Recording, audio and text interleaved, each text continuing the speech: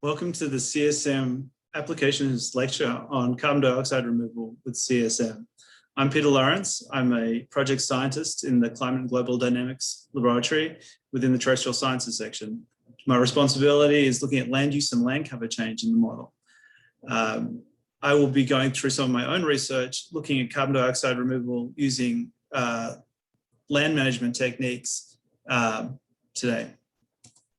So if we think about how the climate is changing rapidly and people are looking for solutions to address the climate challenges, one of the things that's been put out there in the literature and also out there in the media is the idea of using forests as a natural or semi-natural mechanism to draw carbon back out of the atmosphere.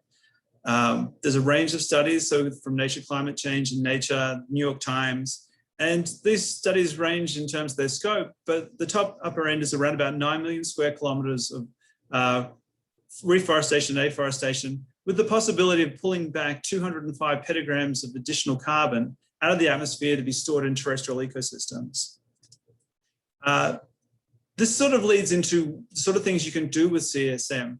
CSM provides us with the ability to investigate different terrestrial or land management strategies that would remove carbon from the atmosphere and do that in a fully coupled carbon climate modeling framework. We use the community land model to represent the carbon dioxide removal and the management. There are three main components that we have represented that we can do. So the first is looking at reforestation and afforestation, and that's represented through land use and land cover change functionality that we have built into the model. And this is where we change the plant functional type and crop functional types annually, and we grow out our forests at the expense of other plant functional types and cropping areas. We can also do forest biomass extraction, which would be some of the carbon dioxide removal strategies through wood harvest, and that captures the forest management component. We can also look at other areas of carbon dioxide removal, such as biofuel production. It's through the CLM5 crop model. And if we're looking at just conventional ethanol and biomass fuels, we can use the existing representations of corn, soybean, wheat, and sugarcane to do that. And then we can work out how much carbon would have been offset by the fuels that didn't need to be burned. There are also new representations of miscanthus and switchgrass, which are perennial grass crops that can be used in the production of cellulosic ethanol. Finally, we can start looking at other agricultural management strategies, such as the increase of soil carbon, or looking at changes in residue and tilling management using the CLM crop model as well. So going back to how would we use CSM to do reforestation and afforestation? So when we look at CLM, we can see this sort of hierarchical structure of the grid cell with land units and columns, and then plant functional types and crop functional types.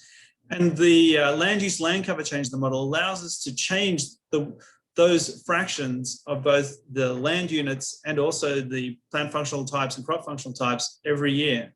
So to grow a forest, we can, through reforestation or afforestation, we can effectively plant the new forest into the model by expanding out the actual area of that particular plant functional type. Here we can see plant functional type 4, which is broadleaf, evergreen, temperate trees, expanding into an area that was previously had crops on it. So how would we go about representing a scenario to do that? So we'd have to build up the land use time series file. This is the same as we do for all our CMIP6 runs and all our transient land use runs. But in this case, we're going to look at plausible maximum reforestation, afforestation, and restoration scenarios. And we'll compare them to a baseline scenario. And so we can see how much more carbon gets taken up in the model when we add all these extra trees in the time series. How will we know where to put those trees? Well, we use bioclimatic rules to do that. Because the model is prescriptive, we can just tell them grow trees in this particular area. And we're going to guide that prescription using the Whitaker biome maps, which is a series of bioclimatic maps that have been generated and used by ecologists since the 1960s. So what happens here is for reforestation, what we're talking about is we find the most suitable lands which have previously been forested and are not currently under cropping, pasture, or urban areas. For afforestation, we would look at using these bioclimatic areas and say, well, areas that weren't previously forest, but were historically had over 10% tree cover, then those areas have the ability to hold trees. And so we could look at being able to place forests in those areas there, so afforesting those areas, again, without impacting the crops, the pastures, and the urban areas of a time series. Finally, the last area is looking at restoration. And this is looking at areas that are currently forested and continue to be forested, but they're degraded by either logging or other forms of degradation. And so in these areas, we can increase the tree density in these particular areas of the world. And so that's called restoration. So when we actually put this out and we look at the end of the 21st century under each of these different component areas, we can sort of look and see that reforestation occurs in areas we would expect it to, which is predominantly in South America, to the south and east of the Amazon into the Atlantic forests. We have some small marginal areas around the Congo where we can do reforestation, but again, remember, we're limited by what existing croplands are available. And then because there's so much cropping land in the non-forested areas in Southeast Asia and Asia, we get very little reforestation in those areas. If we look to the top right, we can now look at afforestation. We can see that the central US and then large areas of Europe into Russia end up being available to being afforested. We also see the marginal areas outside of the reforestation areas in South America and Africa become areas you can do afforestation. And then in Northern Australia and some areas of India and China, we also see afforestation potentials. Restoration of existing forests which have been degraded predominantly happen in Africa and some areas of South America. If we look down here at the time series, we don't want to just suddenly have a jump into large forests because that's not plausible. So what we do is we ramp up forests, the afforestation, reforestation, or restoration through the time series at a level that is not beyond what we were deforesting through the historical period. Here we can see the historical period, we have lost 7.9 million square kilometers of forested areas or trees. If we look at the red line going on the right, we can see that SSP 370, which is a high deforestation scenario, ends up losing about 2.7 million square kilometers of trees compared to current day. The green line above that is the no land use, no land cover change. So this is going to be sort of a baseline to say how much more can we do than no change at all. We see that our reforestation allows us to increase the area of forest by 2.3 million square kilometers. We can get an additional 5.5 million square kilometers through afforestation. And finally, we get an extra 1.6 million square kilometers through restoring degraded forests. And that all adds up to about 9.4 million square kilometers over this time period, which is in line with the 9 million square kilometers that's coming out of a number of studies that are in the literature and also in the media. And you can see when you combine that all together, this is where you end up with the trees, and predominantly the trees end up in Africa and South America, with smaller amounts in marginal lands in Northern Australia or central US, Europe, and into Russia. One of the really nice things about having CESM as the framework to do these sorts of experiments is that we can look at different components and we can analyze those and try to identify what different influences are on reforestation and afforestation. The first component here, we see the baseline scenario, whether we've got current land use in terms of agriculture, or we have a sustainable world baseline, which is SSP 126, or if we have a high population and high deforestation pathway, such as SSP 370.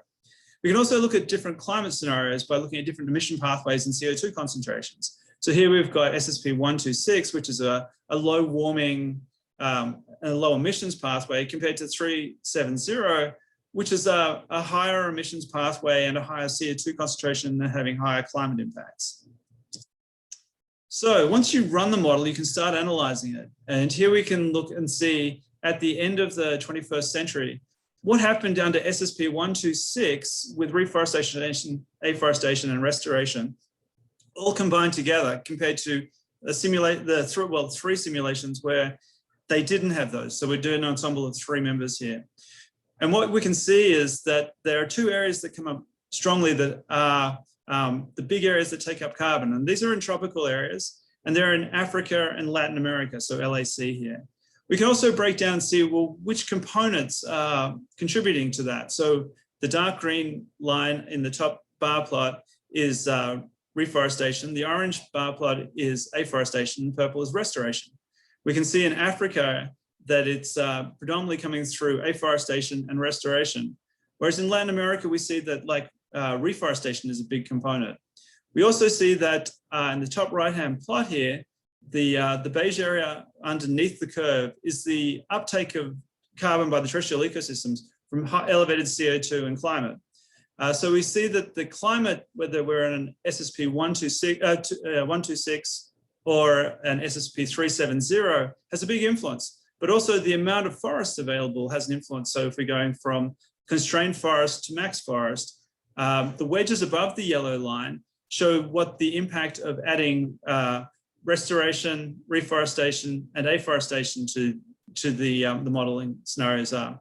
And down here we can see we can pick up around 139 petagrams of carbon, which is a little less than the top end range of the studies, which were 209 petagrams of carbon. And we can see how each of those reforestation, afforestation, and restoration contribute to it. We can also see, because we have a fully coupled climate system, if there are climate responses from doing this reforestation, afforestation. And what we see in this top right panel is in tropical forests, we see strong cooling associated with the reforestation and afforestation and restoration. What we can see in the bottom left-hand panels, looking at the total carbon uptake, which we already talked about, we see that the tropical forests are doing two things. They're taking up carbon and they're having a cooling influence. And we can see that cooling influence is coming through enhanced evapotranspiration in this bottom right plot. So in moving on to carbon dioxide removal through other mechanisms, such as bioenergy with carbon capture and storage. So all of the CMEP6 mitigation scenarios use bioenergy with carbon capture and storage. And we can see that this is like a major part of integrated assessment models and other scenario planning exercises. So what is good is we can start using the inherent crop model functionality of CLM5 to be able to represent that biofuel production.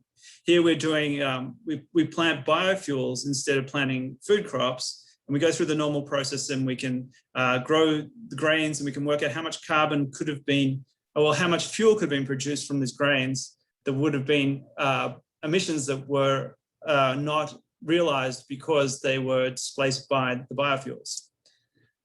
This is a paper that's recently out looking at how can we put in miscanthus and switchgrass into the model and how they have different functionalities, how we have to have different parameters to represent these perennial bioenergy crops. If we see maize and soybean along the top, we see they get planted each year, they get fertilized, they get harvested. With switchgrass and miscanthus, we plant at the beginning of a time period, and yes, there's a harvest, and then there's a fertilization, then there's another harvest, another fertilization, another harvest. So they're not being they're not annual crops, so they have a different representation. So just to wrap all this up, we can start evaluating plausible reforestation, afforestation, and restoration scenarios using CESM framework. And we can also start looking at biofuels and other agricultural practices for carbon management. I'll let you read through this, but I'm looking forward to discussing this more with you through the tutorial. Thank you very much.